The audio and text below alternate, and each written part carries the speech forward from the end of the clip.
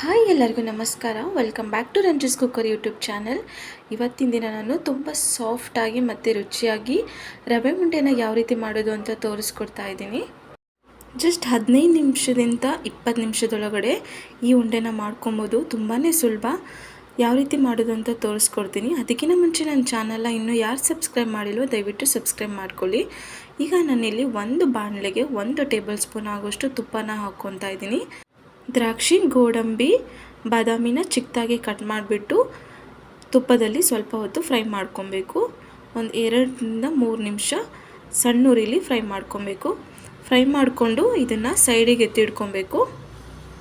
ಸೈಡಿಗೆ ಎತ್ತಿಡ್ಕೊಂಡು ಅದೇ ಬಾಣಲೆಗೆ ನಾನಿಲ್ಲಿ 1 ಕಪ್ ಆಗೋಷ್ಟು ಕಾಯಿ ತುರಿನ ಹಾಕ್ಕೊತಾ ಇದ್ದೀನಿ. ನೀವು ಬೇಕಾದರೆ ಒಣ ಕೊಬ್ಬರಿನ ಹಾಕ್ಕೊಬೋದು.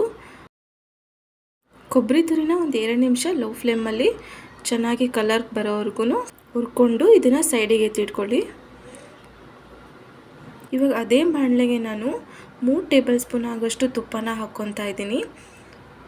ತುಪ್ಪ ಹಾಕ್ಕೊಂಡು ಇವಾಗ ನಾನಿಲ್ಲಿ 1 ಬೌಲ್ ಆಗೋಷ್ಟು ಚಿರೋಟಿ ರವೆನ ತೊಗೊಂಡಿದ್ದೀನಿ. ಈ ರವೆ ಉಂಡೆ ಮಾಡೋದಕ್ಕೆ ಚಿರೋಟಿ ರವೆ ಇದ್ದರೆ ತುಂಬ ಚೆನ್ನಾಗಿ ಬರುತ್ತೆ. ಚಿರೋಟಿ ರವೆನ ಒಂದು 5-6 ನಿಮಿಷ ಚೆನ್ನಾಗಿ ಲೋ ಫ್ಲೇಮಲ್ಲಿ ಇಟ್ಕೊಂಡು ಚೆನ್ನಾಗಿ ಹುರ್ಕೊಬೇಕು. ಉರಿತಾ ಇದು ಸ್ವಲ್ಪ ಕಲರ್ ಚೇಂಜ್ ಆಗ್ತಾ ಬರುತ್ತೆ. ಇವಾಗ ನಾನಿಲ್ಲಿ ಹುರಿದು ಸೈಡಿಗೆ ಎತ್ತಿಟ್ಕೊಂಡಿರೋ ಕಾಯಿ ತುರಿನ ಹಾಕ್ಕೊತಾ ಇದ್ದೀನಿ. ಕಾಯಿ ತುರಿನ ಹಾಕಿಬಿಟ್ಟು ಇನ್ನೊಂದು 2 ನಿಮಿಷ ಚೆನ್ನಾಗಿ ಮಿಕ್ಸ್ ಮಾಡಬೇಕು. ನೋಡಿ, ನಾನು ಈ ಸಣ್ಣ ಬೌಲಲ್ಲಿ ಸಕ್ಕರೆನ ತೊಗೊಂಡು ಮಿಕ್ಸರ್ ಜಾರ್ನಲ್ಲಿ ಪುಡಿ ಮಾಡ್ಕೊಂಡಿದ್ದೀನಿ. ಪುಡಿ ಮಾಡ್ಕೊಂಡು ಹಾಕ್ಕೊಳ್ಳಿ, ಹಾಗಾದರೆ ಚೆನ್ನಾಗಿರುತ್ತೆ. ಪುಡಿ ಮಾಡಿರೋ ಸಕ್ಕರೆನ ಇದ್ರ ಜೊತೆಗೇ ಬೆರೆಸ್ಬಿಟ್ಟು ಇದನ್ನು ಲೋ ಫ್ಲೇಮಲ್ಲಿ ಬಿಸಿ ಮಾಡ್ಕೊತಾ ಇದ್ದೀನಿ. ಇದನ್ನು ಒಂದು 2 ನಿಮಿಷ ಎಲ್ಲ ಒಟ್ಟುಗೂಡೋ ತನಕ ಚೆನ್ನಾಗಿ ಹುರ್ಕೊಬೇಕು. ಇವಾಗ ನಾನಿಲ್ಲಿ ಒಂದು ಚಿಕ್ಕ ಗ್ಲಾಸಲ್ಲಿ ಹಾಲನ್ನ ಹಾಕ್ಕೊತಾ ಇದ್ದೀನಿ. ಕಾಯಿಸಿ ಆರಿಸಿ ಇಟ್ಟಿರೋಂಥ ಹಾಲನ್ನ ಹಾಕ್ಕೊತಾ ಇದ್ದೀನಿ. ಹಾಲನ್ನೆಲ್ಲ ಹಾಕ್ಕೊಂಡಾದ್ಮೇಲೆ ಚೆನ್ನಾಗಿ ಒಂದು 5 ನಿಮಿಷ ಲೋ ಫ್ಲೇಮಲ್ಲೇ ಹುರ್ಕೊಬೇಕು.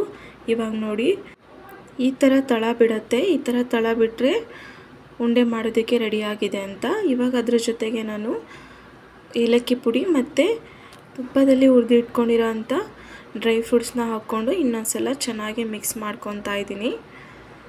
ಇವಾಗ ಒಂದು 2 ನಿಮಿಷ ಲೋ ಫ್ಲೇಮ್ನಲ್ಲೇ ಸ್ವಲ್ಪ ಬಿಸಿ ಮಾಡ್ಕೊಬೇಕು.